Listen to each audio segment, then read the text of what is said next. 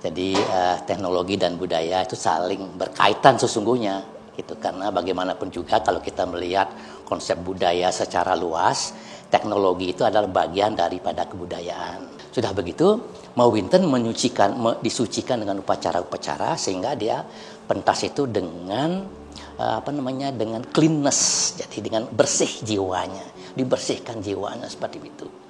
Semua tarian di Bali itu ada dewanya, dewa Siwa, namanya Siwa Nataraja begitu. Memang lahirnya Legong itu lewat mimpi. Mimpi itu imagination, eksplorasi. Dia bertapa. Katanya beliau itu melihat para bidadari. Dia ingin membuat film. Ya, filmnya itu Pulau Bali, Pulau Hantu namanya.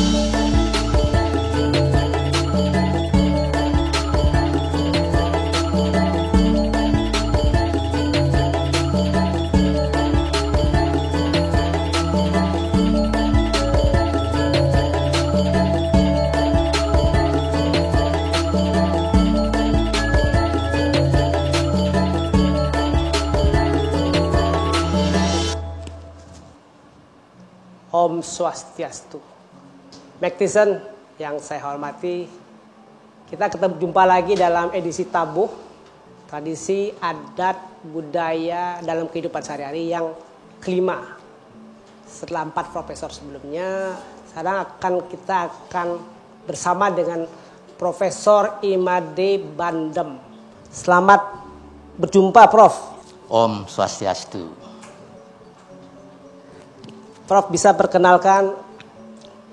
Saya Profesor Dr. Imade Bandem, seorang seniman, seorang budayawan kelahiran Bali, sempat memimpin Akademi Seni Tari Indonesia, STSI Denpasar, kemudian jadi rektor ISI Yogyakarta selama 9 tahun. Setelah itu saya mengajar, memberi kuliah di Amerika Serikat, College of the Holy Cross selama 8 tahun, dan sekarang sudah kembali ke Bali untuk membina, mengembangkan ITB Stikom Bali yang berada di Renon, Jimbaran, dan satu lagi ada di Bandung. Wah, dahsyat sekali, dari budaya ke teknologi. Kadang-kadang katanya kalau sudah berbudaya nggak perlu teknologi, teknologi akan mengancam budaya. Apa benar begitu, Prof? Saya rasa tidak demikian keadaan yang sekarang begitu. Jadi teknologi dan budaya itu saling berkaitan sesungguhnya gitu, karena bagaimanapun juga kalau kita melihat konsep budaya secara luas, teknologi itu adalah bagian daripada kebudayaan. Kemudian unsur-unsur budaya itu kan ada sistem keagamaan, sistem kemasyarakatan, sistem teknologi, sistem kesenian. Jadi akar-akarnya ini satu sama lain itu kan berkaitan seperti itu. Nah, apalagi kemudian terkait dengan teknologi canggih ini tak dapat sama sekali dipisahkan dengan kebudayaan. Kenapa demikian? Oleh karena seni dan budaya itu memiliki seniman-seniman yang mampu berimajinasi gitu ya. Berimajinasi untuk berkreativitas, untuk berinovasi. Kalau inovasi ini didukung oleh kecanggihan teknologi pada zaman yang sekarang ini, kita akan memiliki satu inovasi, satu kreativitas yang unggul juga, kita menggabungkan antara teknologi dan kebudayaan, seni dan budaya pada khususnya. Seniman Bali kan disebut sebagai pergina ya? Betul. Pergina. Nah, pergina itu selalu all out di Bali. Tidak hanya nari, tidak hanya main musik, tetapi semua dimainkan, dia mencipta tari. Seperti Prof misalnya, sudah jadi penari, jadi akademisi, dan menjadi budayawan, terus membela Bali. Pertanyaannya simpel sekali, Prof. Prof bisa nari nggak? Saya bisa menari. Bisa bergamal? Bisa bergamelan. Coba Prof, sekarang menari dan bergamal Prof sekalian. Betul. Betul. Ya, siap nanti. 2 menit aja di sini. Oke. Ya. Jadi kalau tari Bali itu tidak dapat dipisahkan dengan kehidupan keagamaan, upacara-upacara keagamaan di Bali. Setiap orang itu sesungguhnya, seorang pergina bisa menari untuk kepentingan pengabdian, persembahan kepada Tuhan yang Maha Kuasa itu dulu. Sebagai seniman, sebagai penari, sebagai penabuh, itu fungsi utamanya adalah untuk memberikan persembahan kepada Tuhan yang Maha Esa, atau dewa-dewa, para luhur, dan dewa-dewi. Yang pertama. Yang kedua, seni itu juga untuk pendakian spiritual. Ya, seorang seniman, dia berinovasi, dia bersemedi, dia belajar, dia bertapa untuk bisa menciptakan sesuatu. Kemudian itu adalah pendakian spiritual, karena seni itu kan untuk agama juga di Bali gitu ya, untuk agama. Lalu yang ketiga baru yang dinamakan bahwa seni itu untuk membangkitkan kesenangan, kebahagiaan dan estetika seperti itu. Nah, disinilah pentingnya sekali kita sebagai seorang ya pemuda orang Bali perlu bisa menari. Nah, sekarang tarian Bali itu ya, unsurnya sederhana sekali. Ada 4 elemen pokok di dalam kesenian tari Bali itu. Di Bali ya. Ya, karakternya, kekhasannya membedakan tari Bali dengan tari Jawa atau tari Sumatera dan bahkan tari balet maupun modern dance di luar negeri. Tari Bali itu memiliki apa yang dinamakan agem, tandang, tangkis, dan tangkep. Agem itu adalah cara pokok berdiri. Cara pokok berdiri tari Bali itu sangat berbeda dengan tari Jawa. Terutama ketika dia berdiri, lalu posisi lututnya itu ke samping, gitu, ke samping diagonal. Nah, lalu ketika dia berdiri namakan agem itu, saya tunjukkan dulu ya sambil duduk dulu. Ini cara orang Bali, cara tari Bali itu ngagem. Ini namanya agem kanan, begitu. Ketika dia ngagem ini dadanya, perutnya dikempiskan naik ke atas. Jadi dia mulai memberikan penjiwaan yang hidup ini.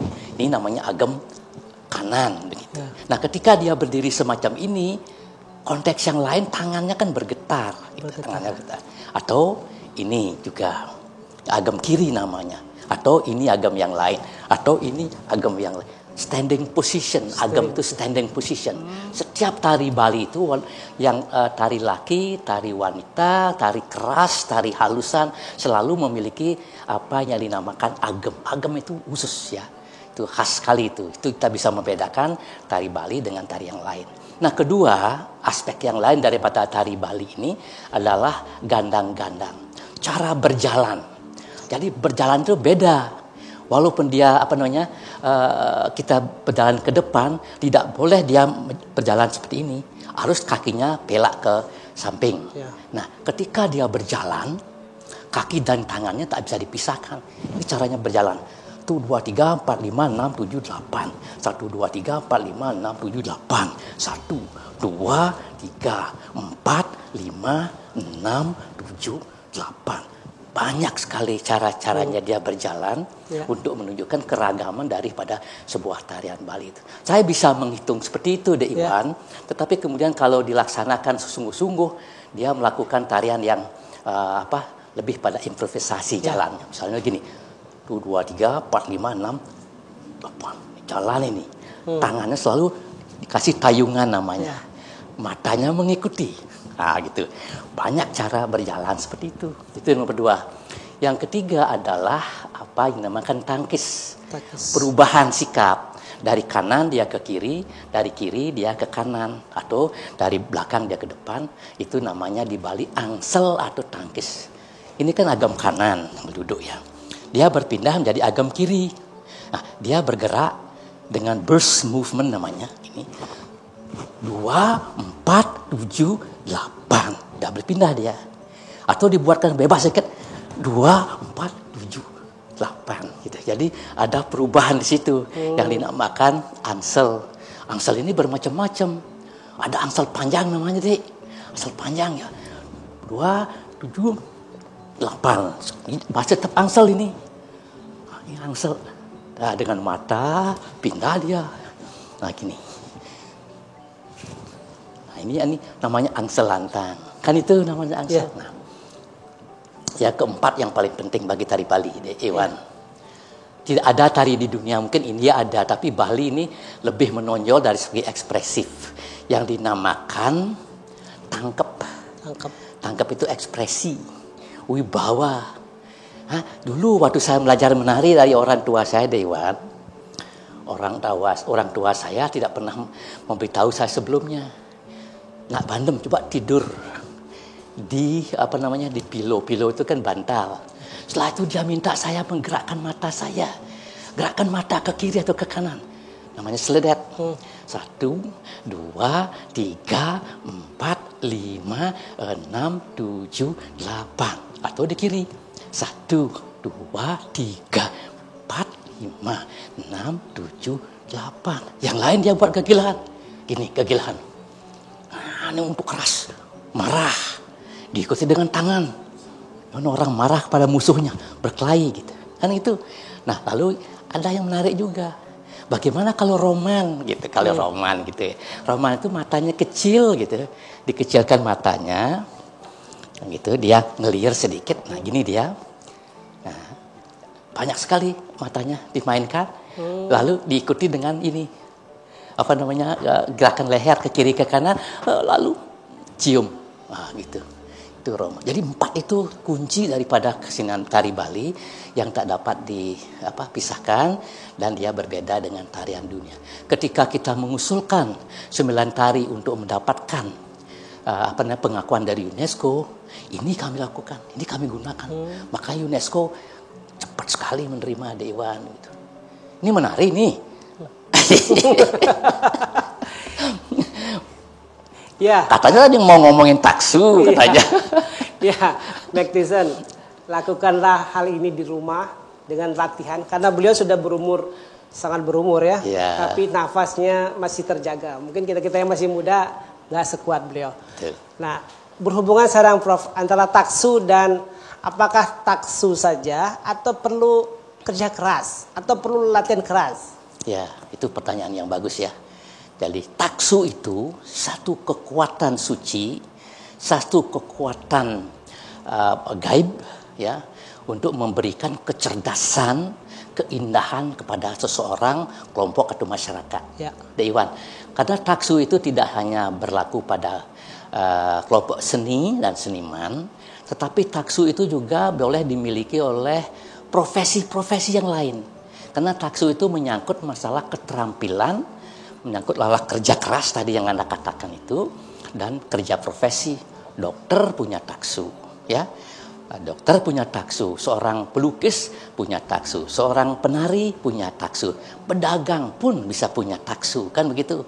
Jadi ini adalah karisma. Nah, karisma. Jadi taksu itu sama dengan karisma sesungguhnya seperti itu.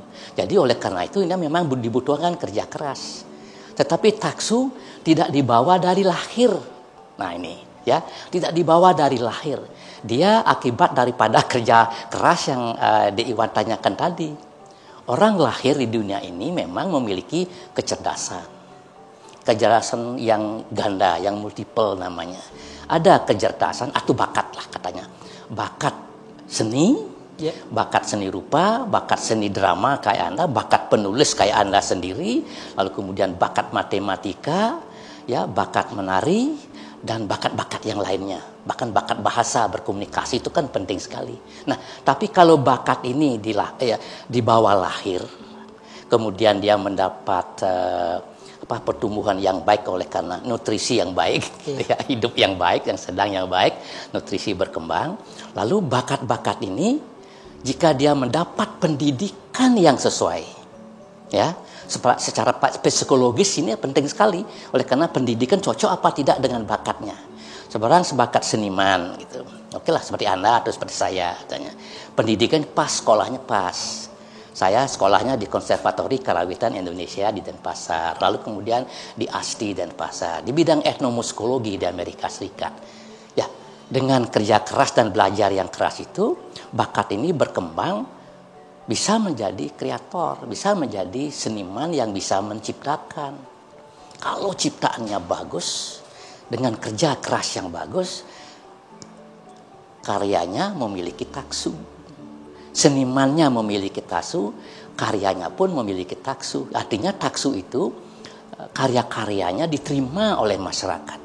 Karena ada kemampuan bagi dia itu untuk mentransformasikan ya, gagasan, pengetahuannya, keterampilannya, kerja keras, lahirlah sebuah seni yang bisa memiliki karisma itu. Jadi oleh karena itu memang taksu itu perlu latihan, perlu kerja keras terus menerus seperti itu gitu.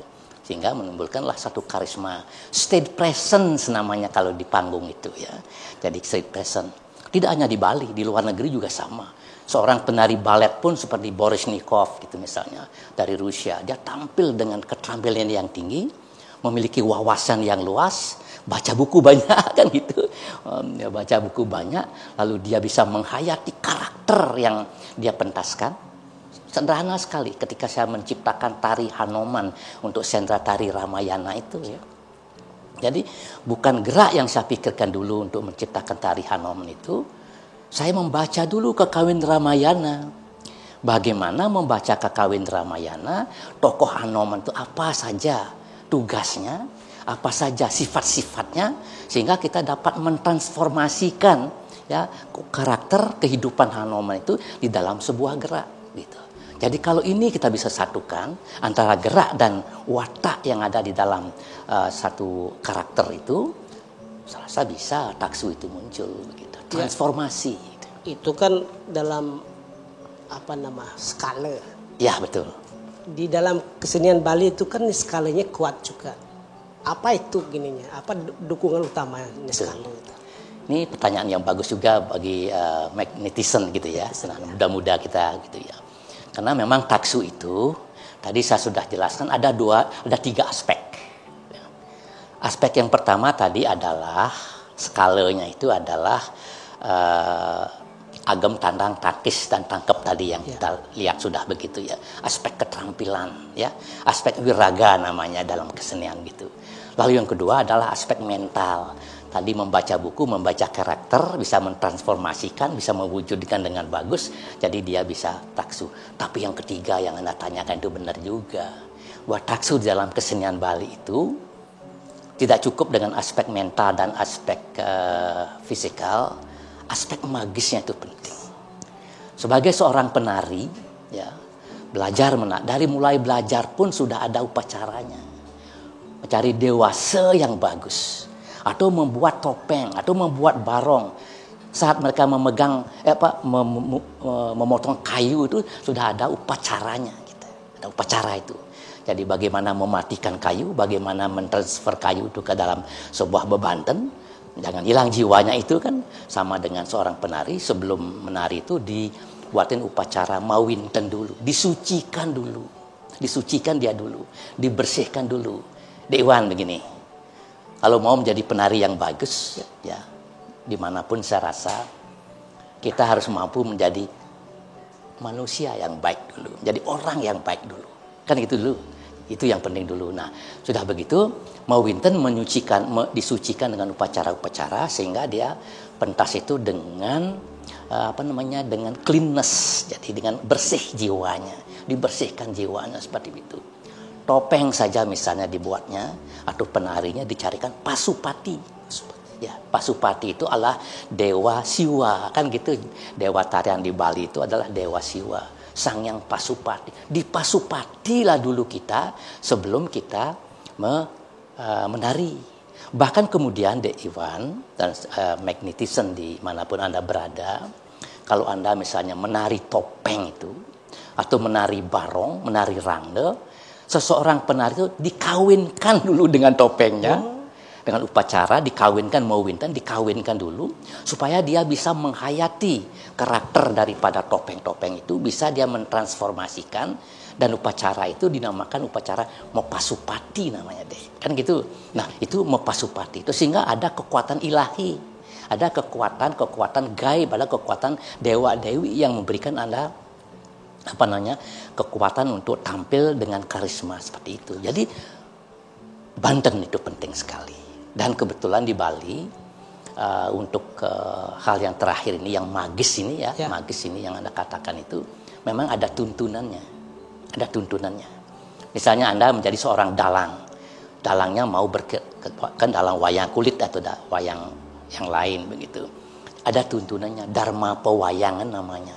Di situ ada tuntunan spiritual, filosofi, etika, lalu juga tuntunan yang terkait dengan teknik mementaskan wayang. Dharma pegambuhan juga demikian. Ada upacaranya, ada bebantennya, begitu, ada teknik-tekniknya. Ini harus digabungkan supaya nanti kita memiliki karisma magis yang menarik bagi penonton. Jadi ada tuntunannya seperti itu. Jadi dengan demikian betul bahwa taksu itu tidak hanya aspek fisikal, ini skalanya juga penting sekali. Karena semua tarian di Bali itu ada dewanya, dewa Siwa, namanya Siwa Nataraja begitu. Ada kesucian di situ. Gitu. Prof. Ya. Ini bicara tentang konstruksi budaya. Sebelum ada isi, sebelum ada kokar, sebelum ada apa, itu kan belum ada apa-apa. Betul. Apakah sudah ada itu dituliskan apa yang Prof katakan atau cuma baru saja ada isi baru ada yang menulis? Ya, itu pertanyaan juga mantap karena sebelum ada Konservatori Karawitan Indonesia di Denpasar, sebelum adanya isi di Denpasar, memang kesenian Bali itu dilatih, dipelajari secara lisan dari seorang guru kepada gurunya. Kalau toh ada yang tertulis kan gitu, ini tidak ada yang tertulis sesungguhnya. Aspek-aspek teknis yang kita miliki sekarang kan tidak ada yang tertulis. Tetapi tadi ada tuntunan dharma pegambuhan, dharma pewayangan. Untuk musik ada prakempe namanya. Ini tuntunan umum mengenai filsafat, etika dan estetika. Tetapi kemudian mengenai sejarah tari itu hampir tidak ada, ya. Tidak ada. Kemudian mengenai antropologi kesenian atau teori-teori tari yang tertulis memang tidak ada. Kita pelajari secara lisan dari generasi ke generasi yang lainnya. Tuntunan itu bahkan dimiliki oleh pendeta-pendeta atau guru-guru yang memang tua-tua yang menyimpan lontar-lontar yang penting itu.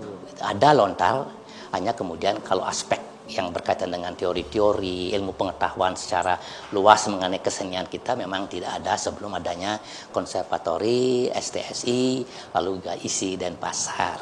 Itu ada pendekatan ilmu modern di sana.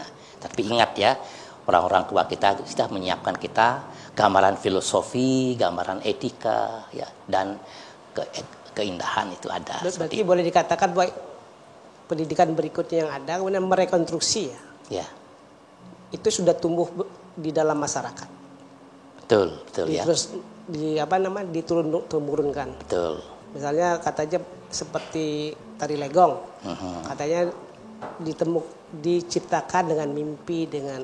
Betul. Itu seperti apa, Prof? Itu memang tumbuh seperti itu tari kesenian kita. Betul. Jadi seniman itu kan yang paling penting kemampuannya berimajinasi, kan gitu, imajinasi. Bereksplorasi. Seseorang yang mau menciptakan seperti tarian legong misalnya yang dulu dikatakan Dewa Agung Madikarna dari Sukawati, salah seorang prince ya, pangeran dari Sukawati itu menciptakan tari legong seperti yang apa yang Anda tanyakan itu. Memang lahirnya legong itu lewat mimpi itu imagination, eksplorasi. Dia bertapa, katanya beliau itu melihat para bidadari ya, betul, dalam tulisan Anda kan begitu ya. Jadi melihat bidadari di sorga, kemudian kecantikan bidadari itu dimintalah bendesa di Ketewel itu untuk membuat topeng-topeng. Ada 9 topeng di sana yang merupakan representasi daripada para bidadari yang ada di sorga.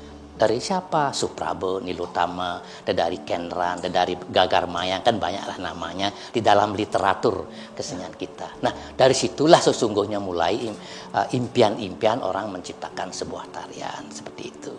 Kan gitu. Jadi, itu baru kita rekonstruksi kemudian. Gitu. Setelah kita membaca babat, setelah kita membaca babat dalam Sukawati, di sana kan dikasih gambaran singkat-singkat saja gitu. Lalu kemudian kita yang mentransformasikan, menuliskannya, kita sesuaikan dengan keadaan yang sekarang. Legong itu apa sih wujud yang sebenarnya gitu? Ada pengawal, ada pengawit, ada pengawal, ada pengecet. Nah, kita itu sudah perkembangan sesungguhnya. Tiru meniru dari dulu sampai sekarang seperti itu.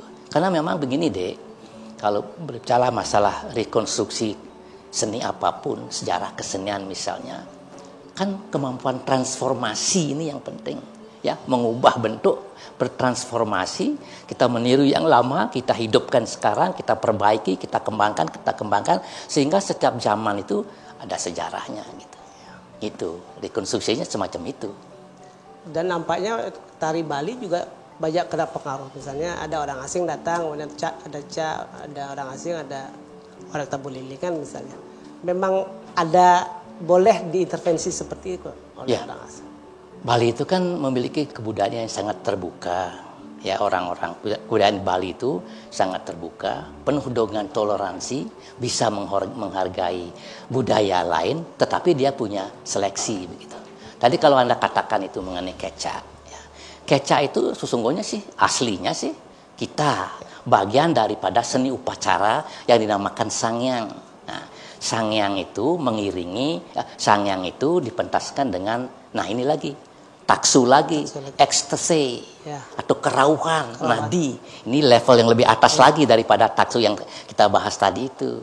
Nah, lalu untuk mengiringi, menumbuhkan trans itu, kerauhan itu, ada pengiringnya dinamakan pengecak. Kecak itu memberikan support tentang musik daripada sangyang itu. Dan ini suatu kesenian tradisi yang sangat komunal sifatnya. Komunal dulu ya, sebelum kita sampai pada pertanyaan Anda mengenai pengaruh Walter Spies kan. Nah, gitu. Nah, ini sangat komunal, jadi siapapun bisa melakukan kecak itu. Kan ada 100 orang yang duduk di pura melihat sangyang itu kerauhan, medudus namanya, didudus dijadikan trans seperti itu. Nah, lalu kecak-kecak ini dengan pola-pola yang berbeda. Dah tahu masyarakat kita itu bagian daripada gamelan itu. Jadi begitu orang trans, begitu sangyang itu trans, ada kelompok orang yang menyanyikan cek cek cek cek cek cek cek cek cek cek cek cek cek cek cek. Anehnya lagi, uniknya lagi, orang Bali itu bisa membuat interlocking figuration, candatan namanya. Ya, tadi kan cek cek cek cek cek cek cek cek cek. Satu kelompok lagi dia mulainya dengan candatan cek. Ada lagi yang bisa lain cek cek cek cek cek cek cek cek cek cek cek cek cek atau cek cek cek cek cek cek cek cek cek cek cek cek cek cek. Semuanya ini konvulsif sehingga menambahlah suasana trans yang ada seperti itu. Nah, kemudian di tahun 1931 ya, seorang pelukis dari Jerman yang ia bernama Walter Spies melihat berkali-kali mengenai pertunjukan kecak trans ini. Kan gitu. Nah, dia tidak langsung sungguhnya mempengaruhinya, Iwan. Dia ingin membuat film. Ya. Ya, filmnya itu Pulau Bali, Pulau Hantu namanya, ya. Ya. Itu. Kita dia membuat film itu dia pisahkan antara penari sangyang dengan kecak. Ada seorang koreografer pada waktu itu bernama Catherine Merson yang juga belajar di Bali tentang agama dan kebudayaan Bali. Tapi Catherine Merson ini seorang koreografer dari Pasadena, dari Hollywood sesungguhnya dia tinggal di sini. Dia yang membantu Walter Spies untuk membuat komposisi untuk kepentingan film. Nah, sekarang kan penari-penari kecak dari Bedoulu itu, Pak Limba misalnya melihat situasi itu, kenapa tidak dimanfaatkan kemudian untuk kepentingan membuat kecak yang terkait dengan pergelaran pariwisata seperti itu. Di situ pengaruhnya. Jadi pengaruhnya itu artinya saran dari Walter Spies karena ada filmnya baru tahun 1933 diluncurkan gitu filmnya. Demon of Bali gitu ya. Jadi itu judul aslinya Insel der Damonen namanya. Bali Pulau Hantu seperti itu. Anda pengaruh seperti itu juga. Nah, kalau yang dikatakan tamu lilingan itu, kan gitu. Ya. Nah, itu sungguhnya idenya hanya membuat duet sesungguhnya. Si John Kuss ketika membawa Legong Pelihatan ke Eropa dan Amerika Serikat, dia ingin repertoar yang baru kan gitu. Sebelumnya sudah ada Legong sebagai sebagai duet, tetapi masih abstrak sekali gitu.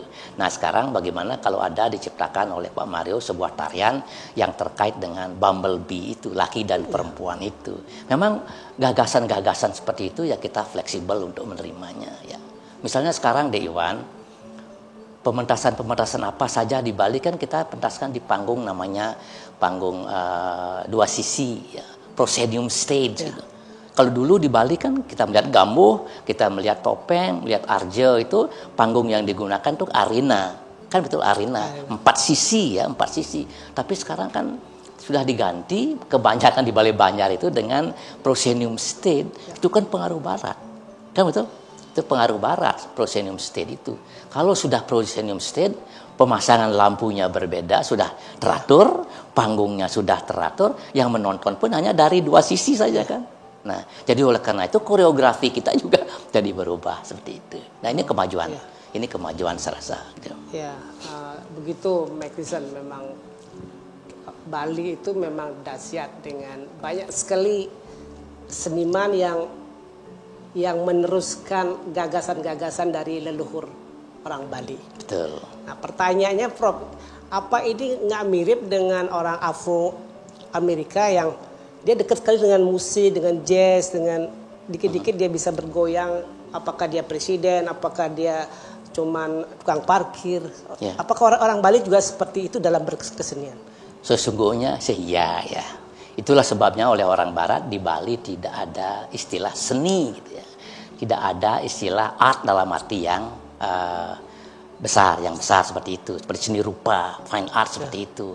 Karena di Bali itu memang kehidupan kesenian itu sangat komunal seperti yang saya katakan tadi. Ada upacara keagamaan, ada persembahan. Nah, sekarang apalah kita di Bali memiliki kesenian dinamakan wali, bebali, bali-balihan. Yang wali itu yang sangat sakral seperti sangyang, rejang, kan itu. Nah, lalu kemudian yang bebali itu gambuh, wayang wong. Lalu yang bali-balihan itu adalah joget, legong dan lain-lainnya seperti itu. Nah, jadi kesenian itu memang sudah diklasifikasikan seperti itu. Jadi yang melakukan ini kan semuanya masyarakat. Untuk kepentingan masyarakat, untuk kepentingan upacara keagamaan, sehingga orang itu ada yang dinamakan konsep nganyah namanya. Nganyah, devotion.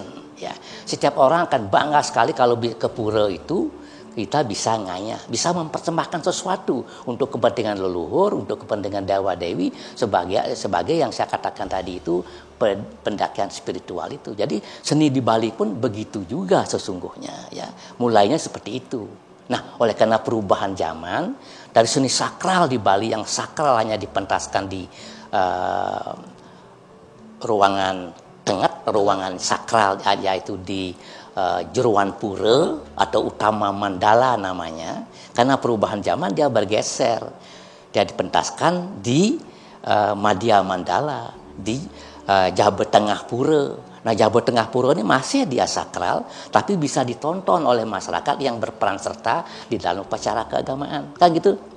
Dalam sebuah pura seperti itu, berubahlah tarian sakral itu, berubahlah tari wali itu menjadi bebali. Jadi dia sudah ada aspek untuk hiburan bagi pengempon pura, bagi orang-orang yang berupacara seperti itu. Dia kan perlu hiburan juga. Tidak hanya chopping meat, hanya tidak ngelawar lah istilahnya, dekorasi, memasang upacara, alat upacara, tapi dia kan ingin ada hiburan. Adalah gambuh, adalah wayang wong di situ yang bisa ditimpan. Nah, tapi kemudian masyarakat sekitarnya juga ingin menonton sesuatu yang hiburan kan, karena mengikut meramaikan upacara di pura itu, keluarlah dari bebali itu menjadi bali-balihan. Jadi dia keluar pura, dia menjadi hiburan dia seperti itu. Nah, di sini ada lini masa ya, perubahan-perubahan dari yang sakral menjadi yang yang jadi yang sekuler. Bahkan sekarang sudah berkembang menjadi yang sangat kontemporer seperti itu. Ya, saya rasa begitu memang tumbuhnya kehidupan kesenian kita di Bali itu. Tadi saya katakan, yang transformasi itu kan, transformasi seperti itu. Gitu. Pertanyaan terkini, Prof. Ya. Semua yang Prof katakan tadi dahsyat dan dilakukan hampir tiap hari, di mana-mana. Betul. Dan ketika ada pandemi kita berhenti. Apakah itu akan mengancam taksunya hilang, Prof? Ya, itu pertanyaan sentral juga itu sesungguhnya ya. Jadi selama pandemi ini odalan tidak ada. Ya, upacara-upacara besar tidak ada. Orang ngayah tidak diberikan, orang berkerumun tidak diberikan. Ya, kita harus mengikuti protokol kesehatan kan. Kita harus berani melakukan itu oleh karena ini menyangkut masalah kesehatan masyarakat gitu. Lalu kemudian odalan dikurangi, odalan yang besar, odalan menengah, yang kecil hampir tidak ada kan. Nah, sekarang sudah mulai ada. Ya. Tapi tetap harus memperingat protokol kesehatan. Mereka tidak berani mementaskan tari kelompok secara bersama-sama. Kan gitu. Nah, lalu yang kedua, pusat-pusat kesenian, pusat-pusat pariwisata tutup. Benar kan? Benar. Untuk ya pesta kesenian Bali saja tidak ada pada tahun yang lalu seperti itu kan. Jadi pusat-pusat pariwisata dulu kan ada kan melihat misalnya di Batu Bulan, di Kesiman itu barong setiap hari ada 15 barong untuk pariwisata. Itu walaupun tidak kreativitas tapi kan ada aktivitas bagi mereka untuk membina taksunya ini kan gitu. Nah, lalu sekarang adanya pandemi ini ya memang kita ya terhalang untuk melakukan pementasan itu sehingga orang larinya ke virtual sekarang itu. Larinya ke virtual sekarang. Tetap harus dibatasi dengan protokol kesehatan. Pergelaran besar belum berani orang melakukannya. Kemarin saya dengar di Desa Ketewel mementaskan calon narang besar sana, penontonnya 3.000-an ya bisa dilakukan. Kan gitu misalnya. Nah, sekarang memang harus ada strategi ya. Kalau ini sudah bisa dilaksanakan, orang mulai melakukan upacara, akan dibuka pusat pariwisata misalnya, lalu harus ada strategi yang jelas. Maksud saya itu ini untuk yang luring dulu, yang untuk yang langsung dulu. Ada pergelaran besar, mungkin penontonnya hanya 1.000 sajalah. Kan gitu. Jadi penarinya mungkin 60, 50, 70 orang. Penontonnya 1.000 saja dulu. Lalu yang menengah, barangkali penontonnya dibatasi 250 dulu. Dengan jarak yang baik ya. Yang mementaskan juga demikian, jangan terlalu banyak juga. Yang kecil, ya sudah oke lah. Penontonnya 20 sampai 30 orang, 50 orang masih bisa sekarang seperti itu. Nah, memang harus ada strategi semacam itu. Nah, yang terakhir ini untuk mengantisipasi itu, ya kembali lagi peran teknologi itu. Ya, peran teknologi itu. Jadi mereka mengadakan pementasan-pementasan yang terkait dengan seni virtual, seni rekaman. Kan dari dulu sudah ada sungguhnya. Zamannya televisi di tahun 60-an, sudah ada seni video gitu. Tapi maraknya ini oleh karena pandemi kan itu. Lalu kemudian yang terkait kedua adalah berkembangnya ini teknologi digital itu kan gitu. Jadi mereka sekarang bisa mengadakan pementasan PKB atau pementasan Festival Bali Jani kemarin itu dengan mengadakan pementasan virtual. Mereka rekam di rumahnya, di sangarnya, lalu mereka unggah ke YouTube atau ke Google, bahkan juga ke televisi seperti itu. Memang tantangannya di situ banyak. Tantangannya apa? Oleh karena teknologi juga tidak sembarang teknologi gitu. Saya melihat ada rekaman yang ambil di ponsel saja gitu. Bagaimana lalu membuat komposisi tari ya, tari kelompok, tari individu, ya lari ke sana ke sini, jalan ke sana ke sini, ke panggung depan, ke panggung belakang, ke samping. Kalau hanya dengan satu kamera kecil seperti itu kan. Tantangan besarnya harus ada ya seperti ini juga. 3 kamera televisi yang bisa meliput ya keluasan daripada panggung, keluasan daripada penontonnya, dan juga aspek-aspek detail daripada tarian Bali itu. Tari Bali itu tadi sudah kita bicarakan bahwa penuh totalitas yang Anda katakan tadi ya, totalitas itu apa kostum yang bagus ya, lalu topeng yang mewah yang dahsyat ya, rangda yang hebat, barong yang hebat. Bagaimana hanya dengan satu ponsel yang kecil bisa meliput ya koreografi pailah namanya di Bali dan kemegahan kostum yang ada. Ini dibutuhkan, ini tantangan yang luar biasa. Di Stikom ITB Stikom ya? Ya, ITB Stikom Bali. Memungkinkan nggak itu? Ya. Anak buahnya, ya. ada anak-anak didik. Betul. Sekarang dalam proses pengembangan. Tapi ITB Stikom Bali sudah mengambil langkah yang patut ditiru sungguhnya oleh lembaga-lembaga lainnya gitu. Bahwa ITB Stikom Bali itu kan intinya ketika dia masih bernama Stikom Bali itu inti pembelajarnya kan pada teknologi IT gitu ya.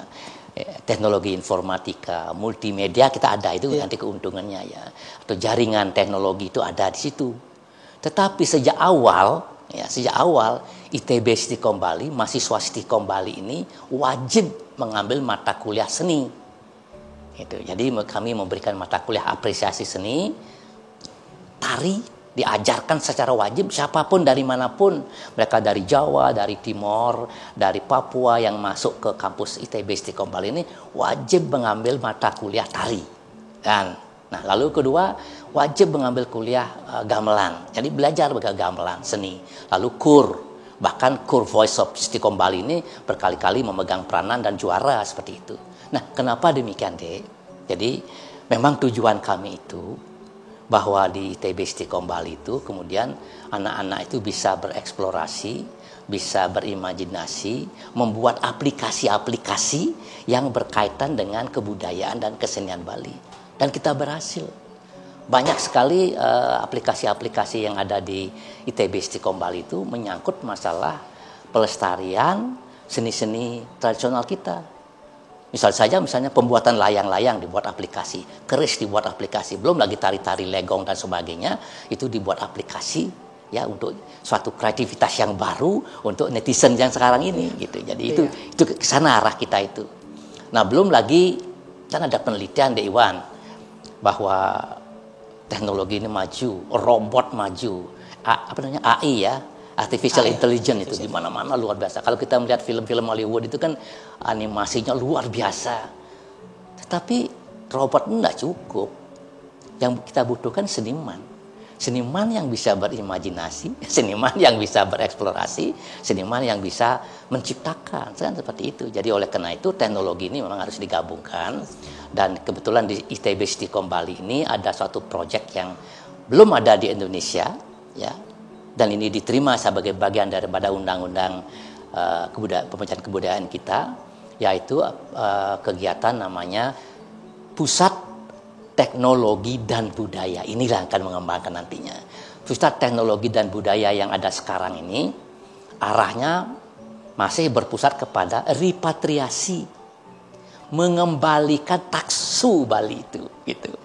Kan di tahun 1930-an itu banyak sekali ahli-ahli asing, Anda sudah mengatakan tadi, antara lain Walter Spies, Margaret Mead, lalu kemudian Mental Hood, Colin McVie, kan banyak sekali merekam seni-seni kita, seni pertunjukan, seni rupa, seni alam dan sebagainya, berjam-jam mereka rekam untuk penulisan bukunya di tahun 1931 sampai 40-an itu.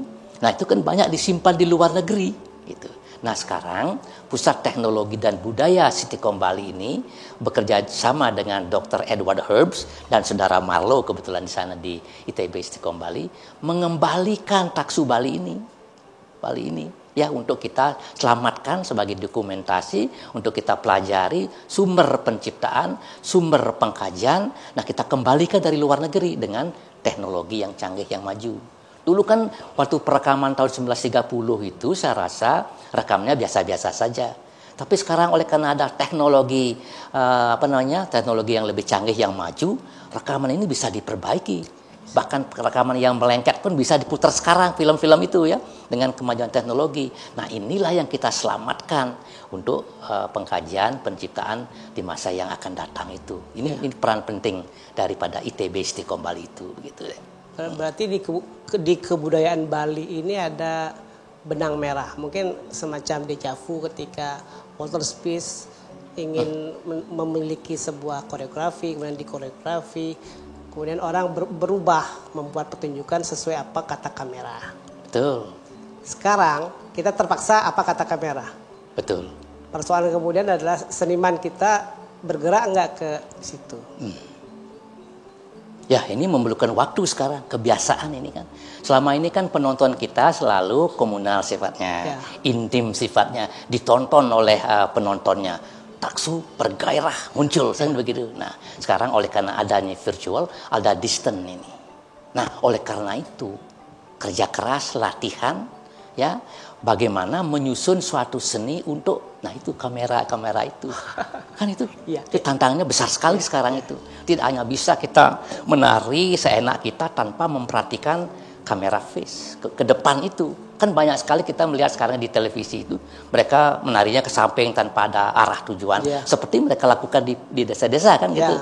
Sesungguhnya ada seni untuk kepentingan kamera itu. Kamera ya. Kan itu kalah kita dengan zaman modern di barat yang sekarang itu. Itu untuk membangun taksunya. Kalau ini sudah dilatih kerja keras, diajarkan mengenai dramaturgi, mengenai koreografi, kelompok, individual, permainan lampu, stage, panggung, ya, di mana panggung yang kuat, di mana panggung yang lemah, di mana tidak kelihatan, kaitannya dengan musik, dengan kostum, latihan besar, keras itu deh. Itu PR kita bersama. PR kita bersama. Ya, membuat seni untuk video. Ya, terima kasih Mac Tyson. bahwa kita perlu membuat seni untuk video bukan semata-mata merekam di depan pertunjukan, tetapi bagaimana video menjadi pemain utama. Betul, betul. Harus ada dukungan utama dari penari, dari teknologi juga. Betul. Ya begitu. Ya. Itu tantangan kita Magtician karena kita hanya akan berhadapan dengan apa yang namanya virtual. Betul. Pertunjukan. Ya. Kita akan paham semua tentang apa namanya itu YouTube, tentang Instagram, tentang apa yang kita nggak bisa lagi sekedar merekam, tetapi bagaimana kamera itu bisa merekam dengan dasar-dasar kesenian. Betul. Pesan saya bahwa seni masa depan itu ada pada netizen itu, netizen itu, karena mereka lahir pada zaman digital ini, dan itu yang kita inginkan ke depan. Iya. Terima kasih, Magtician, kita sudah sampai di edisi kelima bersama Profesor Bade Bandem yang sangat sibuk. Terima kasih Prof sudah berbagi sesuatu yang dahsyat, karena bukan sekedar berbicara tapi membuat konstruksi jelas tentang kebudayaan Bali. Terima kasih. Terima kasih Dek Iwan. Semoga baik-baik saja. Kita tutup dengan Rama Santi. Om Santi. Om Santi, Santi, Santi, Om.